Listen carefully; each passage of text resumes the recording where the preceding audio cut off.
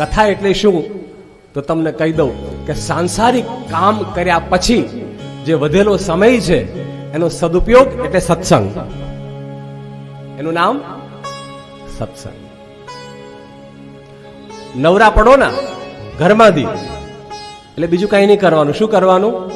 સત્સંગ કરવાનો. પણ ઘણા લોકો એવા હોય નવરા જ ન પડે કે બાપજી ભલે ને કે પણ અમે નવરા પડીએ તો ને, અમારે તો આટલી ખેતી છે ને, અમારે તો આટલું દુકાન છે ને, એટલે અમે તો આમ નવરા જ ન પડે ભાઈ.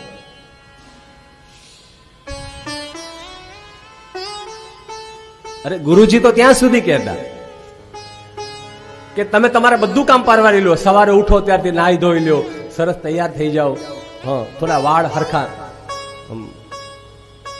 સ્ટાઇલમાં કરી લો, કપડા વપડા ઇસ્ત્રી ન હોય તો ઇસ્ત્રી કરી લો, પહેરી લો. પછી કામ ધંધો છોકરાવાદી તમારું જેવું જે જગ્યા હોય એનું સ્થાન એ સંભાળો. પછી વેપાર કરો, ધંધો કરો, એને મદદ કરો જે કરતા હોય ઘરમાં, એને બધું કામ. પણ પછી તમને એમ થાય કે હવે નવરા પડ્યા છીએ તો સત્સંગ કરજો.